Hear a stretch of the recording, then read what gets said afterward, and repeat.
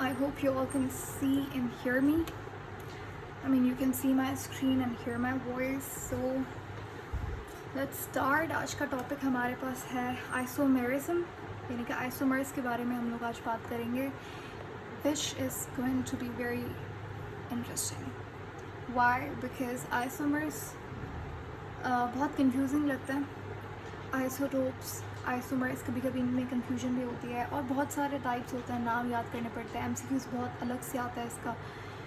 So we'll cover each and everything in a very simple way from scratch. Okay, let's start.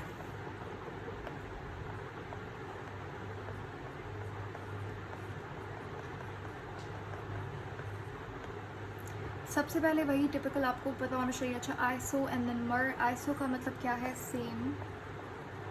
And मर यहाँ पे morose यानी कि unit से drive हुआ हुआ वर्ड है, इसका मतलब यूनिट है. ठीक है, देखें, जब भी हमारे पास दो या फिर दो से ज़्यादा ऐसे कंपाउंड्स, क्या बोला मैंने? दो या दो से ज़्यादा ऐसे कंपाउंड्स, दो या फिर दो से ज़्यादा ऐसे कंपाउंड्स जिनका मॉलिक्यूलर फार्मूला का मतलब क्या है? जैसे C6H12O6, ये हमारे पास ग्लूकोज का केमिकल फार्मूला है. ठीक है, मॉलिक्यूलर फार्मूला है. सो जिनका मॉलिक्यूलर फार्मूला क्या हो? सेम हो, लेकिन उसी ही दो या दो से ज़्यादा कंपाउंड्स जिनका मॉलिक्यूलर फार्मूला सेम है लेकिन उनका जो स्ट्रक्चर है, अजीब सी बात है, यानी कि फार्मूला सेम लेकिन स्ट्रक्चर डिफरेंट. ऐसा पॉसिबल भी है, बिल्कुल है. और ऐसे ही कंपाउंड्स को हम लोग आइसोमर्स कहते हैं. इसमें कोई मुश्किल बात नहीं है. सिंपल सी आपने ये बात याद रखनी है कि भाई जिसका मॉलिक्यूलर फार्मूला सेम हो, स्ट्रक्चर डिफरेंट हो, उसे हम आइसोमर्स कहते हैं. ठीक है, यहाँ तक बात क्लियर हो गई. नाउ द थिंग इज़ कि हमें आइसोमर्स के टाइप्स पढ़ने होते हैं. देखें, सबसे पहले तो कुछ इंपॉर्टेंट चीज़ें आपके दिमाग में क्लियर होनी चाहिए. जब भी हम बात करते हैं सैचुरेटेड कंपाउंड्स की, हाइड्रोकार्बन्स की, जैसे कि सैचुरेटेड मैंने बताया था क्या होता है. सैचुरेटेड हाइड्रोकार्बन का मतलब है जिसके पास सिंगल बॉन्ड हो. फॉर एग्जांपल मीथेन, इथेन, इनके पास क्या है? सिंगल बॉन्ड है. ठीक है, तो ये वाला जो कंपाउंड है हमारे पास, इनके पास एक ही स्ट्रक्चरल फॉर्म होती है. इनके पास कोई भी आइसोमर्स नहीं होते. सही है, सैचुरेटेड कंपाउंड्स के पास आइसोमर्स नहीं होंगे. दूसरी बात आपने याद रखनी है, आइसोमर्स जो है वो एक ऐसी प्रॉपर्टी है जो सिर्फ ऑर्गेनिक कंपाउंड्स में पाई जाती है. इनऑर्गेनिक कंपाउंड्स में आपको आइसोमर्स नहीं मिलते. ठीक है, और ऑर्गेनिक में भी जो सैचुरेटेड हाइड्रोकार्बन से, जैसे अल्केन हो गया आपका, उसमें आइसोमेरिज्म का कॉन्सेप्ट नहीं मिलता, क्योंकि उसके पास एक ही स्ट्रक्चरल फॉर्म होती है. अगर इथेन है फॉर एग्जांपल, उसको आप कैसे बनाओगे? इथेन तो ऐसे ही बनेगा ना, राइट? यहाँ पे ऑफ कोर्स आप हाइड्रोजन फिल करेंगे ज़रूर, लेकिन इसके अलावा इथेन का कोई और स्ट्रक्चर नहीं बन सकता. ठीक है, तो इसीलिए इसका तो कोई आइसोमर्स नहीं बनेंगे अल्केन्स के और सैचुरेटेड कंपाउंड्स के, अनटिल एंड अनलेस उसमें हमारे पास कोई फंक्शनल ग्रुप वगैरह ऐड ना हो जाता है. उसके बाद आइसोमेरिज्म पॉसिबल है. अच्छा, एक और चीज़ मैं यहाँ पे मेंशन करूँगी, मीथेन. ऐसा नहीं है कि हमारे पास जितना सारा का सारा सैचुरेटेड कंपाउंड है उसका आइसोमर नहीं बनेगा, ऐसा नहीं है. सिर्फ और सिर्फ 3 ऐसे सैचुरेटेड कंपाउंड्स हैं जिनके आइसोमर्स नहीं मिलते. कौन कौन से? मीथेन, इथेन और प्रोपेन. क्योंकि इसका कोई और स्ट्रक्चरल फॉर्मूला और किसी तरीके से आप इसका स्ट्रक्चर नहीं बना सकते ना. मीथेन ऐसे ही बनेगा, इथेन ऐसे ही बनेगा, इसके अलावा कोई पॉसिबिलिटी नहीं है इसका स्ट्रक्चर ड्रॉ करने की. और इसको क्या बोलेंगे? 3 कार्बन वाले को, 3 कार्बन वाले को प्रोपेन बोलेंगे. तो इन तीनों का कोई भी आइसोमर्स नहीं होते. आइसोमेरिज्म का जो कॉन्सेप्ट है, जो आइसोमेरिज्म की प्रॉपर्टी है, वो स्टार्ट होती है ऐसे हाइड्रोकार्बन से जिनके पास एटलीस्ट 4 कार्बन तो हों, जैसे कि ब्यूटेन हो गया. सही है, क्वेश्चन आएगा ब्यूटेन का कितना आइसोमर होता है, तो आपको पता होना चाहिए ब्यूटेन के कितने आइसोमर्स होते हैं. या थिंक अबाउट इट. इनके तो कोई भी नहीं होते. ठीक है, इनके 0 आइसोमर्स है, मीथेन, इथेन, प्रोपेन. ब्यूटेन के कितने आइसोमर्स होते हैं? 2, ये इम्पॉर्टेंट वाले हैं इसलिए मैं यहाँ पे मेंशन कर रही हूँ। सबके आइसोमर्स नंबर आपको याद करने की ज़रूरत नहीं है। पेंटेन का भी ध्यान में रखिएगा। पेंटेन के कितने होते हैं? 3 आइसोमर्स होते हैं। सही है, क्लियर। जैसे जैसे आप डाउन द सीरीज़ जाते जाएंगे, होमोलोगस सीरीज़ का मतलब क्या है? जैसे ये methane, ethane, propane, butane, pentane, hexane, तो ये down the series, you are going down the series, इस सीरीज़ को होमोलोगस सीरीज़ बोलता है। तो down the series number of isomers increase होता जाएगा। जैसे ब्यूटेन में 2 हैं तो पेंटेन में 3 हैं, हेक्सेन में उससे ज़्यादा होंगे, हेप्टेन में उससे ज़्यादा होंगे, ठीक है। उसके बाद हम जैसे हमारे पास जो डेकेन है, जिसके पास यानी कि 10 कार्बन वाला, पता है डेकेन के कितने आइसोमर्स होते हैं? 75 isomers. No need to remember this, ठीक है, लेकिन जस्ट ये वाला और ये आपको याद होना चाहिए। अब बात करते हैं इम्पॉर्टेंट, इससे भी इम्पॉर्टेंट चीज़ की, जो कि है टाइप्स ऑफ आइसोमर्स। यहाँ से क्वेश्चन आएगा ज़्यादातर, यहाँ से वो क्या ही क्वेश्चन बनाएगा आपको, ठीक है। एग्जामिनर यहाँ से क्या क्वेश्चन निकालेगा? हाँ चलो, ब्यूटेन के कितने आइसोमर्स होता है, डेफिनेशन कहीं पे आ गई तो वो अलग बात है, सही है। तो अब हम बात करेंगे टाइप्स ऑफ आइसोमरिज्म की।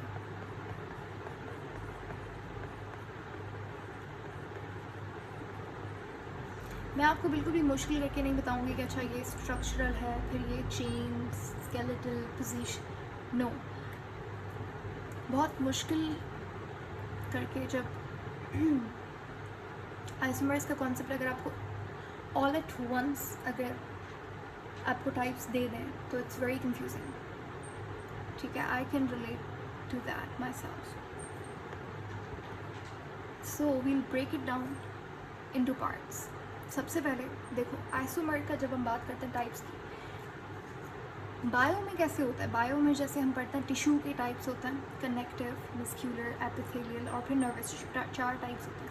तो वो बेसिक टाइप्स हैं। उसके बाद उनकी और डेरिवेटिव्स होते हैं आगे, उनके और मॉडिफाइड टिश्यू होता है। जैसे सिलिएटेड टिश्यू तो है, लेकिन वो सिलिएटेड एपिथेलियल टिश्यू वो उसका मॉडिफाइड वर्जन है। मेन तो चार ही टाइप का टिश्यू है ना, वैसे ही आइसोमर्स का सीन है। ये 4 नहीं, फॉर्चुनेटली 3 होता है और भी आसान हो गया अनलाइक टिश्यूज़। तो क्या आपने बात याद रखनी है कि आइसोमर्स कितने टाइप के होते हैं? बेसिकली का मतलब है फंडामेंटली, ठीक है। 3 टाइप का आइसोमर होता है। तो यहाँ पे हम लिख लेते हैं। First one is structural isomerism. Structural isomerism को कभी कभी चेन आइसोमेरिज्म भी कहा जाता है।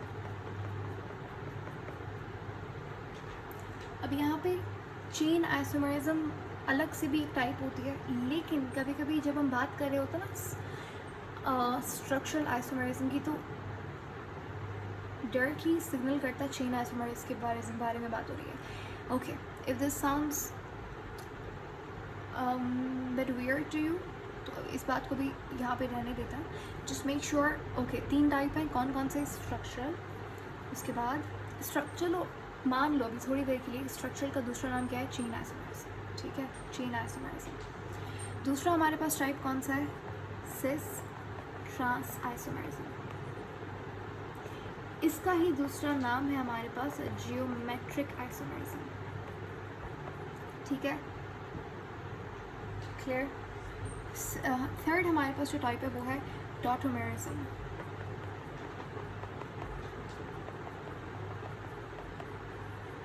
और इसको हम कहते हैं प्रोटोट्रॉपिज्म। प्रोटोट्रॉपिज्म क्यों कहते हैं वो भी मैं आपको बताऊंगी। प्रोटॉन से निकला है ट्रॉपिज्म। प्रोटॉन की मूवमेंट से जो आइसोमर बनेगा वो टॉटोमेरिज्म फॉलो करेगा, वो टॉटोमेरिज्म, ठीक है। सो 3 टाइप्स हैं, कौन कौन से? Structural isomerism, geometric isomerism and tautomerism, ठीक है। अब स्ट्रक्चरल आइसोमेरिज्म का मतलब क्या है? यानी कि जो स्ट्रक्चर जिनका, देखो इन सब का कॉमन चीज़ क्या है? इन सब में कॉमन बात यह है कि इन सब का स्ट्रक्चर क्या होगा, इन कंपाउंड्स का डिफरेंट, लेकिन मॉलिक्यूलर फॉर्मूला सेम होगा। अब स्ट्रक्चरल आइसोमेरिज्म के अंदर हमारे पास 3 से 4 टाइप्स आते हैं। सबसे पहला हमारे पास है चेन आइसोमेरिज्म।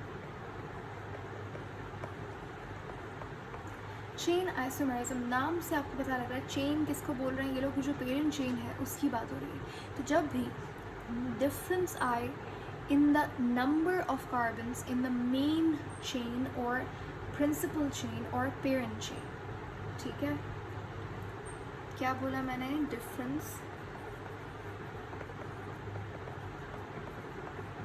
यानी कि अब मैं पूरी डेफिनेशन यहाँ पे नहीं लिख रही, इससे पहले डिफरेंस से पहले आप क्या लिखेंगे, टू और मोर compounds that has same structural formula but different, that has same molecular formula but different structural formula, because there is a difference between what, between the number of carbon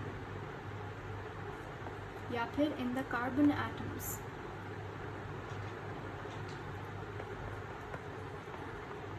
of the main chain, ठीक है। जो भी अगर for example main chain के अंदर का कोई functional group लगा हुआ है तो वो तो सेम रहेगा। चेन आइसोमेरिज्म के अंदर सिर्फ कार्बन नंबर डिफरेंट होगा, फंक्शनल ग्रुप सेम रहेगा। जैसे मीथेन है, सॉरी ये हमारे पास मीथेन, मैंने मीथेन यहाँ पे क्यों रिमूव किया, क्योंकि मीथेन का मैंने अभी आपको बताया था कोई भी आइसोमर नहीं होता, इथेन का भी नहीं होता, प्रोपेन का भी नहीं होता। ब्यूटेन की एग्जांपल ले लेता है मैं यहाँ पे, फॉर एग्जांपल हमारे पास ब्यूटेन है और ये ब्यूटेन कैसा है, ये एन ब्यूटेन है, यानी कि स्ट्रेट चेन है। इसी ब्यूटेन को अगर हम इस तरीके से बना लें तो ये हो जाएगा आइसोब्यूटेन। अब आप देखें ये यहाँ पे भी मेन चेन 4 कार्बन वाली है, मेन चेन यहाँ पे भी 4 कार्बन वाली है, लेकिन क्योंकि स्ट्रक्चर जो मेन चेन थी उसमें कार्बन एटम का डिफरेंस आ गया, ठीक है, जो अरेंजमेंट थी एटम्स की मेन चेन के अंदर वो डिफरेंट है। ये एन ब्यूटेन है, ये आइसोब्यूटेन है। अब मैं अगर न्यू की डायग्राम यहाँ पे बनाऊँ तो वो भी क्या होगा, स्ट्रक्चरल आइसोमेरिज्म में आ जाएगा। तो जब भी हमारे पास एन, आइसो और नियो की बात हो रही होती है तो ये क्या है, सब ये है चेन आइसोमेरिज्म की एग्जाम्पल। ये सब आपस में क्या है, चेन आइसोमेरिज्म, क्लियर। तो ये था पहला टाइप, ये हमारे पास है पहला टाइप किसका, मेन कैटेगरी कौन सी इनकी, स्ट्रक्चरल आइसोमर्स। भैया अभी हम किसकी बात कर रहे हैं, हम बात कर रहे हैं टाइप्स ऑफ स्ट्रक्चरल आइसोमर्स की। सेकंड, अब दूसरा हमारे पास स्ट्रक्चरल आइसोमरिज्म के अंदर जो दूसरा टाइप है वो है पोजीशनल आइसोमरिज्म। पोजीशनल आइसोमर्स, जब भी there is a difference between the position of a functional group, जब भी फंक्शनल ग्रुप के अंदर डिफरेंस आए हमारे पास तो वो क्या कहलाता है, वो कहलाते हैं पोजीशनल आइसोमर्स, सही है। अब एक बात आपने हमेशा याद रखनी है कि जो डबल बॉन्ड है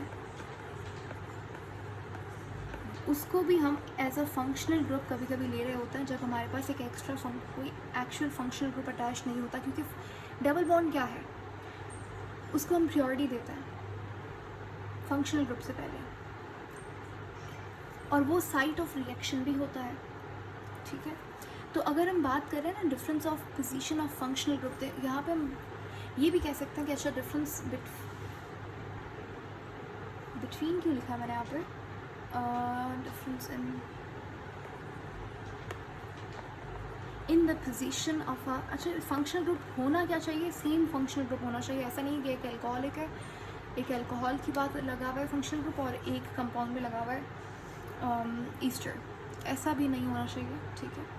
तो कहने की बात ये डबल बॉन्ड के की पोजीशन के अंदर जब डिफरेंस आएगा तो वो भी पोजीशनल आइसोमर्स कहलाए जा सकते हैं। जैसे कि दोबारा से हम एग्जांपल ले लेते हैं यहाँ पे ब्यूटेन की, ये ब्यूटीन है, ठीक है, ये कौन सा ब्यूटेन है, ये है 1 ब्यूटेन, ठीक है। यहीं पे हम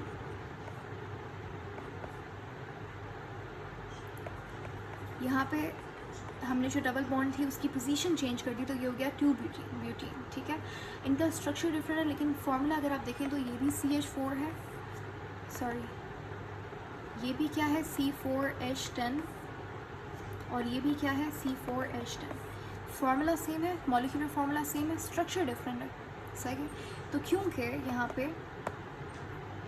पोजीशनल आइसोमर्स के अंदर जो पोजीशन थी किसकी, फंक्शनल ग्रुप की या फिर डबल बॉन्ड की या ट्रिपल बॉन्ड की, वो हमने चेंज कर दी, तो ऐसे आइसोमर्स को पोजिशनल आइसोमर्स कहते हैं।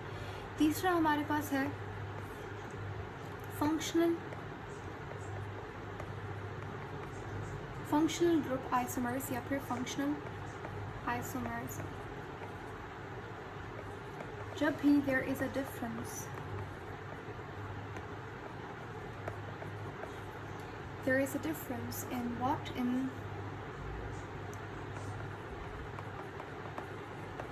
functional group। जब भी फंक्शनल ग्रुप यानी कि यहाँ पे डिफरेंट फंक्शनल ग्रुप हम लोग लेंगे और उनका फिर भी फॉर्मूला क्या होगा, सेम होगा, लेकिन स्ट्रक्चर क्या होगा, डिफरेंट होगा, ऐसे आइसोमर्स को हम लोग कहते हैं फंक्शनल आइसोमर्स।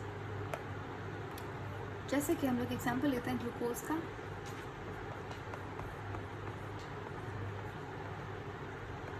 और फ्रक्टोज का। अगर आप प्री मेडिकल स्टूडेंट हैं तो आपको ऑलरेडी पता होगा, आपने बायोमोलिक्यूल्स में अच्छे से पढ़ा होगा, लेकिन अगर आपको नहीं भी पता तो सुनिए, आप जो शुगर खाते हैं उससे हम लोग बायो की ज़बान में कार्बोहाइड्रेट कहते हैं, which is a very common term these days, ठीक है, कार्ब्स जिसे शॉर्ट फॉर्म में कहा जाता है। तो उसकी कुछ टाइप्स मैंने यहाँ पे लिख दिए हैं। ग्लूकोज का नाम आपने बिल्कुल सुना होगा, तो ग्लूकोज की तरह फ्रक्टोज भी एक तरीके की शुगर होती है। ये दोनों क्या है, ये दोनों शुगर्स हैं। अच्छा, अब ये जो ग्लूकोज है इसमें जो फंक्शनल ग्रुप है वो क्या है, वो है एल्डिहाइड। इसीलिए हम ग्लूकोज को कहते हैं ये एक एल्डिहाइडिक शुगर है।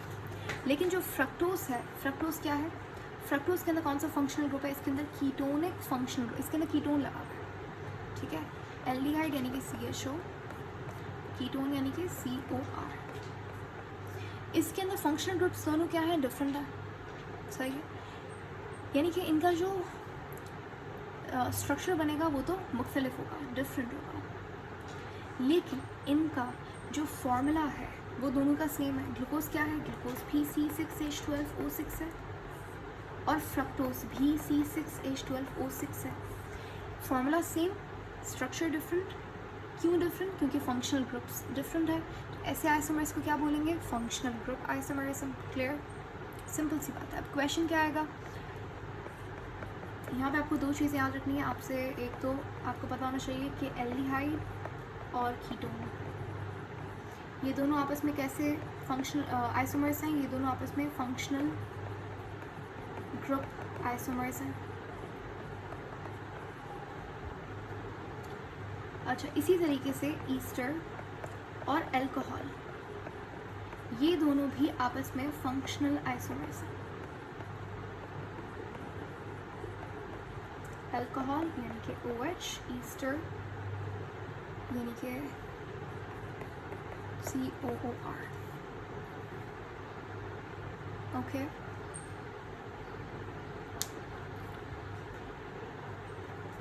तो ये दोनों आपने ये चीज़ याद रखनी है।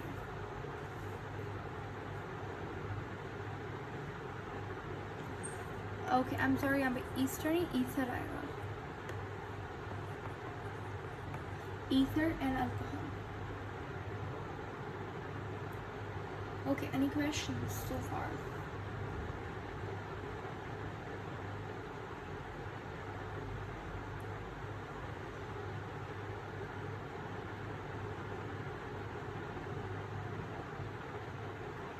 Okay.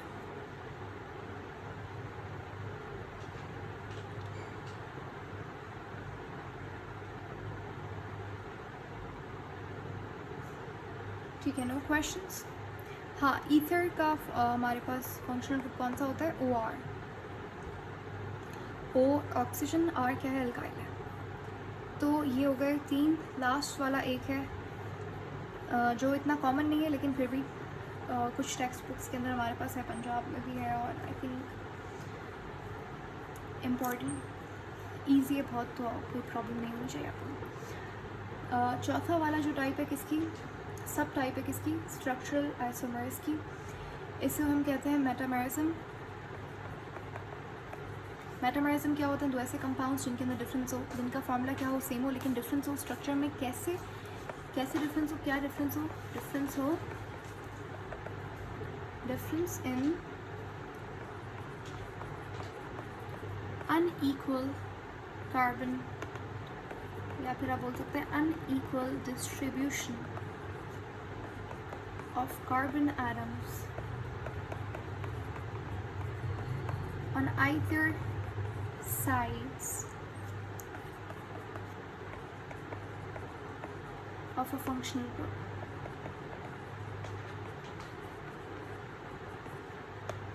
तो मेटामरिज्म हम किसे कहते हैं? तो ऐसे कंपाउंड्स जिनके अंदर हमारे पास जो मेन चेन जिसके साथ फंक्शनल ग्रुप अटैच्ड है, उस मेन चेन के अंदर जो नंबर ऑफ कार्बन्स हैं दोनों साइड्स के ऊपर वो अनईक्वल है।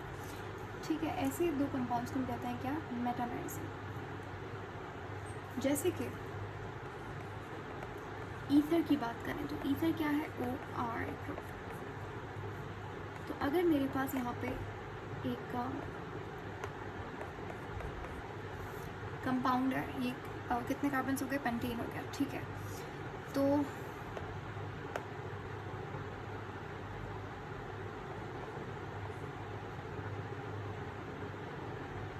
यहाँ पे अगर ये जो ऑक्सीजन है,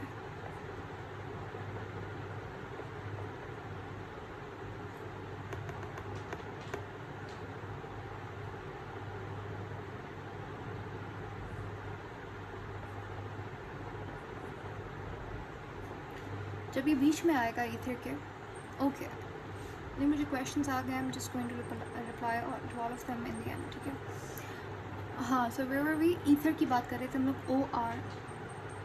तो देखिए OR के अंदर हमारे पास ये वाला साइन है, ये हम लोग इसलिए लगाते हैं क्योंकि हम दिखा रहे होते हैं कि ये फंक्शनल ग्रुप है, ये अटैच होगा किसी कार्बन चेन के साथ। ठीक है, तो ये हमारे पास वो कार्बन चेन है, और ये जो कि फंक्शनल ग्रुप का पार्ट है, ये अल्काइल चेन है।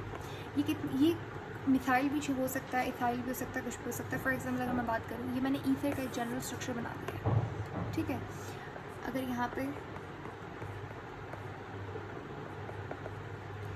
यहाँ पे अगर आप देखें तो ये हमारे पास फंक्शनल ग्रुप आ गया, उसकी एक साइड पे कितना कार्बन है? 2 कार्बन। एक साइड पे मिथाइल चेन है तो ये 1 कार्बन हो गया। इसी तरीके से हम ये एक स्ट्रक्चर बना लेते हैं।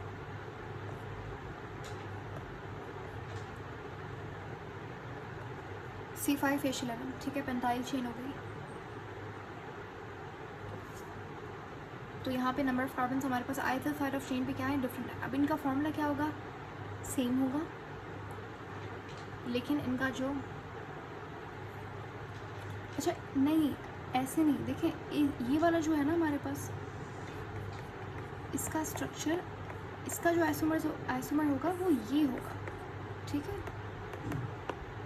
अब इन दोनों का हमारे पास अब क्लियर हुआ? ओके, ये दोनों अलग अलग एग्जांपल्स हैं। यहाँ पे अगर आप देखें तो यहाँ पे एक साइड पे कितना कार्बन है? 2 कार्बन। एक साइड पे 1 कार्बन है। उस चेन को जब जस्ट हमने फ्लिप कर दिया तो अब यहाँ पे लेफ्ट साइड पे 1 कार्बन आ गया, यहाँ पे 2 कार्बन आ गया। तो ये दोनों आपस में क्या होंगे? मेटामर्स होंगे। ठीक है, इसी तरीके से जब इसकी बात करेंगे तो ये C5H11 इस साइड पे आ गया, एंड देन ये जो 2 कार्बन थे इथाइल, ये एक साइड फ्लिप हो गए। ठीक है, तो अब ये जो है, this is the isomer of this compound. ये भी मेटामर्स है, ये भी मेटामर्स है। ठीक है, इन दोनों का, अब मैं इन दोनों की बात कर रही हूँ, इन दोनों का फॉर्मूला क्या होगा? सेम होगा, लेकिन स्ट्रक्चर क्या है? दोनों का डिफरेंट है। तो ऐसे कंपाउंड्स को हम क्या कहते हैं? मेटामर्स कहते हैं। मेटामरिज्म कहते हैं ऐसे आइसोमरिज्म को। तो ये टाइप से किसके? स्ट्रक्चरल आइसोमरिज्म के। पहला क्या था? Chain isomers. Positional chain isomers क्या है? जब हमारे पास मेन चेन के अंदर कार्बन एटम में डिफरेंस आए। ठीक है, एन आइसोनियो, ये स्ट्रक्चर चेन आइसोमर्स होता है। पोजिशनल आइसोमर्स के अंदर जब सेम फंक्शनल ग्रुप हो लेकिन फंक्शनल ग्रुप की पोजीशन चेंज हो। फंक्शनल आइसोमर्स के अंदर क्या होता है? जब हमारे पास फंक्शनल ग्रुप चेंज हो। ईथर, अल्कोहल दोनों में फंक्शनल आइसोमर्स हैं। एल्डिहाइड, कीटोन दोनों में फंक्शनल आइसोमर्स हैं। फिर है मेटामरिज्म, जिसके अंदर हमारे पास जो कार्बन एटम है either side of the functional group के में क्या हो? डिफरेंट हो। अब हम आते हैं दोबारा से अपनी मेन कैटेगरीज के ऊपर। जैसा कि हमने डिसाइड किया था कि आइसोमर्स को हमने 3 में डिवाइड किया था, स्ट्रक्चरल आइसोमर्स, ज्योमेट्रिक आइसोमर्स और टोटल आइसोमर्स। अब हम बात करते हैं ज्योमेट्रिक आइसोमर्स के बारे में। बहुत सिंपल करके देखो, जब भी 2 कंपाउंड्स जिनका स्ट्रक्चरल फॉर्मूला सेम हो लेकिन जो पोजीशन है आइडेंटिकल ग्रुप की वो डिफरेंट हो, उनकी यानी कि उनकी ज्योमेट्री के अंदर फ़र्क आए, ऐसे दो कंपाउंड्स को हम कहते हैं ज्योमेट्रिक आइसोमरिज्म। एक कंपाउंड अगर हम यहाँ पे लें,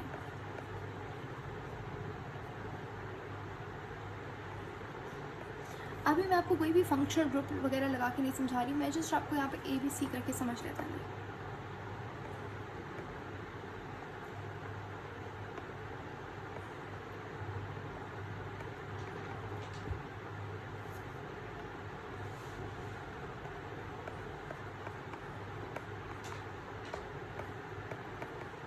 अब ये कंपाउंड है, ठीक है। इसी कंपाउंड के अंदर जब ये यहाँ पे जो आप A देख रहे हैं, ये ऑपोजिट साइड पे, ठीक है। ग्रुप तो क्या है, आइडेंटिकल है, ये भी A है और ये भी A है, ये B है, ये B है, दोनों सेम ग्रुप्स हैं, ठीक है। लेकिन इनको जस्ट मैंने क्या किया,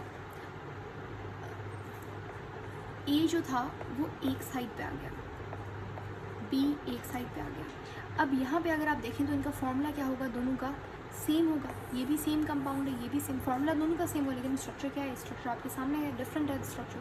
तो जब भी इस तरीके से आइडेंटिकल ग्रुप्स के अंदर ज्योमेट्री ऑपोजिट हो जाए, डिफरेंट हो जाए, ऐसे दो कंपाउंड्स को हम कहते हैं ज्योमेट्रिक आइसोमर्स, ठीक है। और यहाँ पे जो आप ये देख रहे हैं, जहाँ पे ए क्या है, ऑपोजिट है एक दूसरे के, इसको बोलेंगे, ये कौन सी फॉर्म है हमारे पास, ये है सिस फॉर्म।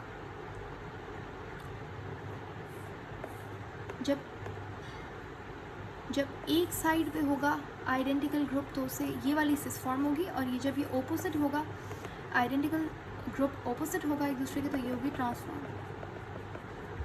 सही है। क्वेश्चन क्या आएगा, सवाल आपसे ये नहीं पूछेगा कि अच्छा ट्रांस क्या है, सिस क्या है, ज्योमेट्रिक आइसोमर्स और आल्सो कॉल्ड एज सिस आइस, नो। सवाल आपको वो इस तरीके से पूछ सकता है, बताइए ट्रांस आइसोमर्स ज़्यादा स्टेबल होते हैं या फिर सिस आइसोमर्स, या फिर cis isomers are more reactive or trans isomers than each other। तो याद रखिएगा, जो trans isomers होता है they are more stable, cis isomers के मुकाबले trans isomers ज़्यादा स्टेबल होता है। कैसे, कॉन्सेप्ट क्या पीछे देखो, सिंपल सी बात है, जब भी हमारे पास आइडेंटिकल ग्रुप है वो एक दूसरे को क्या करेगा, रिपेल करेगा, तो यहाँ पे क्या प्रोड्यूस होगी, स्टेरिक हिंड्रेंस प्रोड्यूस होगी, जिसकी वजह से जो सिस वाला है वो कम स्टेबल हो जाता है। यहाँ पे ये दोनों क्या है, ऑपोजिट है ना, ठीक है। तो ये दोनों का, इन दोनों में इतनी रिपल्जन नहीं होगी जितनी रिपल्जन दो सेम ग्रुप्स में होती है, इसीलिए ट्रांस वाला क्या है, ज़्यादा स्टेबल है, सिस वाला कम स्टेबल है। फाइनली जो थर्ड कैटेगरी है सबसे आसान, वो है टोटोमेरिज्म की। याद रखिएगा, ऐसे ओके, अच्छा लास्ट वाला हमारे पास क्या है, टोटोमेरिज्म। मैंने आपको पहले भी वीडियो के स्टार्ट में बताया था इस क्लास के कि प्रोटोट्रॉपिज्म क्यों बोलते हैं। प्रोटो यानी कि प्रोटॉन, ट्रॉपिज्म यानी कि मूवमेंट। ऐसे आइसोमर्स, तो ये जो आइसोमर का टाइप है, आइसोमरिज्म का ये जो टाइप है, this arises due to the shifting or the movement of proton from one atom to another atom in the same molecule।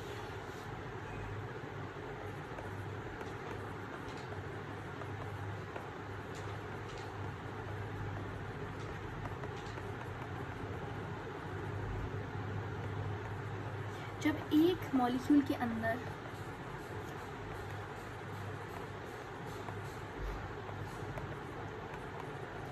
Molecule क्या है, मॉलिक्यूल सेम है, जब एक ही मॉलिक्यूल के अंदर एक प्रोटॉन एक कंपाउंड एक एटम से दूसरे एटम पे चला जाए, तो वो जो दो अलग अलग फॉर्म्स बनी है, पहले वाली उसके बाद वाली, तो ये जो दो आइसोमर्स आपस में क्या कहलाएंगे, टॉटोमर्स कहलाएंगे। और इन्हें प्रोटोट्रॉपिज्म इसलिए कहा जाता है क्योंकि इस तरीके का आइसोमर्स राइज होते हैं प्रोटॉन की मूवमेंट से। सो इस वाले के जो एग्जांपल्स हैं वो आपने फाइंड करना है, and you need to send those to me, okay. इसका स्ट्रक्चर आपने मुझे बना के भेजना नहीं आया, and then we catch up on that later on, ठीक है। So I hope isomers are very clear. हमने बहुत आसान करके समझा है, सिर्फ सिंपल सी बात है, अपने 3 आइसोमर्स याद रखना है, structural, geometric and tautomerism, that's it. ठीक है। बाकी ये तो फर्दर टाइप्स हैं और आसान सी है, जो नाम है वही कॉन्सेप्ट है। फंक्शनल ग्रुप तो उसमें फंक्शनल ग्रुप डिफरेंट होगा, पोजिशनल आइसोमर पोजीशन में डिफरेंट है, ठीक है। So with that next topic हमारे पास